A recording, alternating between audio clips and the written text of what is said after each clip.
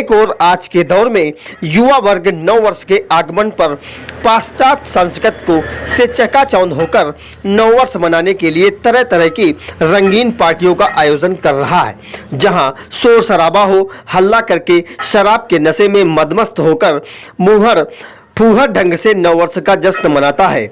वहीं दूसरी ओर ऐसे ही युवा वर्ग के लोग जो कि अपनी संस्कृति और सभ्यता के अक्षुण्ण बनाए रखने के लिए शालीन तरीके से नववर्ष मनाता है। ऐसी ही एक मिसाल पेश की है मोन गांव के रहने वाले देवेंद्र प्रताप सिंह उर्फ अन्नू और उनकी टीम के सदस्यों ने, जो विगत 11 वर्षों से नव वर्ष के प्रारंभ होने वाले दिन श्री रामचरितमानस अखंड पाठ के समापन में बाद हवन पूजन व अन्य धार्मिक कृति के साथ नव वर्ष का स्वागत करते हैं तथा क्षेत्र में शांति और सद्भाव एकता बनी रहे, इसकी कामना करते हैं।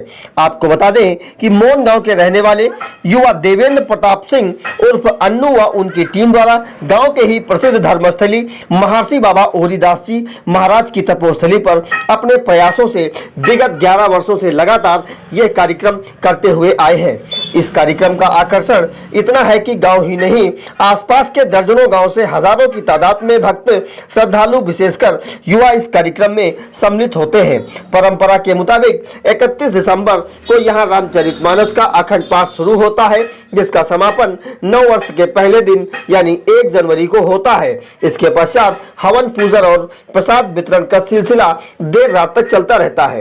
1 जनवरी यानी नवरात्रि रात्रि की बेला में जागरण कार्यक्रम का आयोजन किया गया है। कार्यक्रम के 4 चांद लगाने के लिए राष्ट्रीय स्तर के कलाकारों को आमंत्रित करके सुंदर मनमोहक झांकियों का प्रदर्शन भी कराया जा रहा है, जिसमें क्षेत्रवासी खासे गदगद है। पूरे गांव में देवेंद्र प्रताप सिंह उर्फ अन्नू की जमकर तारीफ हो रही है। वहीं बड़े बुजुर्गों का कहना है कि अन्नू सिंह जैसी सोच वाले युवा अगर समाज में आ जाएं तो समाज को व्याप्त तमाम कुरीतियों और बुराइयों पर निश्चित रूप से अंकुश लगाया जा सकता है।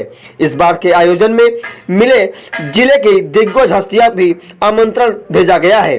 देवेंद्र प्रताप सिंह उर्फ अन्नू ने बताया है कि जिले के एमएलसी दिनेश प्रताप सिंह को मुख्य अतिथि के रूप में इस कार्यक्रम में निमंत्रण किया गया है। इस बात की पूरी संभावना है कि एमएलसी कार्यक्रम में भाग लेंगे। इसके अलावा क्षेत्र के अन्य गणमान्य नागरिकों और जनप्रतिनिधियों के आने की संभावना जताई जा रही है। इस अवसर पर अवधेश गुप्ता, रोहित अवस्थी, चंद्रभान सिंह, शिवबरन सिंह, दिलीप सिंह, जगपाल फौजी आदि मौजूद रहे। आइए देखते हैं एसके इंडिया न्यूज के लिए रायबरेली से रजनीकांत अवस्थी की। देवेंद्र सिंह जी, नव वर्ष का आगाज हो रहा है, आज रात 12 बजे से हो जाएगा। इस उपलक्ष्य में यहाँ पर महर्षि बाबा ओरीदास की तपोस्थली में क्या क्या कार्यक्रम आपके द्वारा आयोजित किए जा रहे हैं? हम और हमारे मित्रों के द्वारा विगत 11 वर्षों से अनवरत श्री रामचरितमानस का अखंड पाठ किया जाता है जी। सोच ये थी कि जैसे हमारी युवा पीढ़ी थी, हमारी जनरेशन थी, तो हम 4-5 लोगों का एक ग्रुप था। सब लोगों ने एक सीख कहीं से ली कि जैसे 31 दिसंबर की पार्टी हमारी युवा पीढ़ी भी और हम लोगों से जो पहले की जनरेशन थी वो भी शराब पीकर, दारू, डांस, इधर उधर मस्ती कर व्यतीत करते थे, उसको सेलिब्रेट करते थे जी।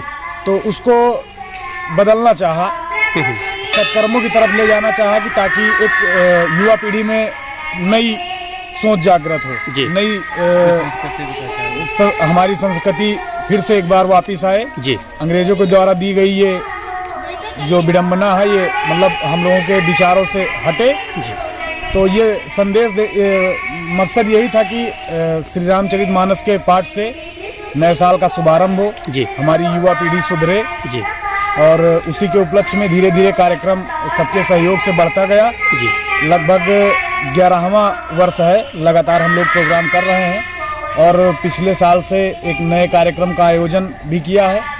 कन्या भोज विसाद में भी होता था और अब बड़े बड़े देश स्तर के कलाकारों द्वारा जागरण का प्रोग्राम करवाते हैं हम लोग। तो उसमें मनमोहक झांकियाँ और भी सांस्कृतिक प्रोग्राम होते हैं। बस यही उद्देश्य थी कि हमारी युवा पीढ़ी गलत रास्तों पर न जाए।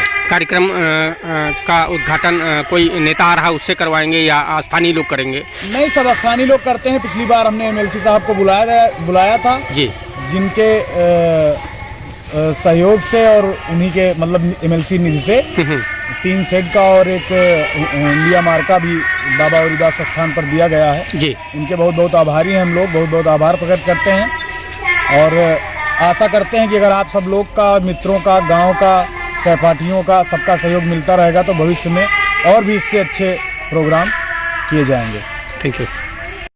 देवेंद्र जी, अभी आपने एक चर्चा की, दारू की चर्चा की कि लोग दारू पीकर नए साल को सेलिब्रेट करते हैं। जी जी जी। तो आपको ये प्रेरणा कहाँ से मिली कि पुरानी संस्कृति को जो है जागृत रखा जाए और पुरानी संस्कृति के तहत ही नव वर्ष सेलिब्रेट किया जाए? ये आपको प्रेरणा कहाँ से मिली?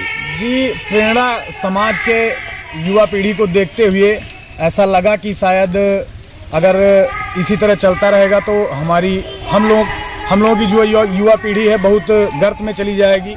स्थिति एकदम बदतर होती जा रही थी, जिसको बदलने के लिए हमने ये रास्ता चुना है और उम्मीद करते हैं अपने युवा साथियों से कि शायद मेरे साथ कदम से कदम मिलाकर इस कार्यक्रम में मेरा सहयोग करेंगे और युवा पीढ़ी की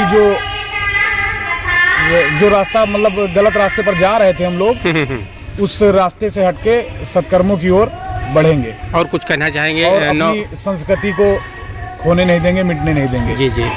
रात 12 बजे से नव वर्ष का आगाज हो रहा है, तो नव वर्ष पर क्षेत्रवासियों को और जनपद वासियों को क्या संदेश देना चाहेंगे हमारे चैनल के? जैसे 2020 काफी कष्टमयी रहा सबके लिए, जैसा कि आप जानते हैं, अचानक कोरोना महामारी की वजह से व्यापारी, किसान, आम आदमी, हर व्यक्ति परेशान रहा। इसको बच्चे भी बहुत, पढ़ाई भी बाधित हुई है। तो यही उम्मीद करते हैं, ईश्वर से यही कामना करते हैं कि 2021 हम सबका, क्षेत्रवासियों का, ग्रामवासियों का, प्रदेशवासियों का, देशवासियों का अच्छा बीते। नव वर्ष मंगल कामनाओं के साथ सबका दिन मंगलमय। Thank you.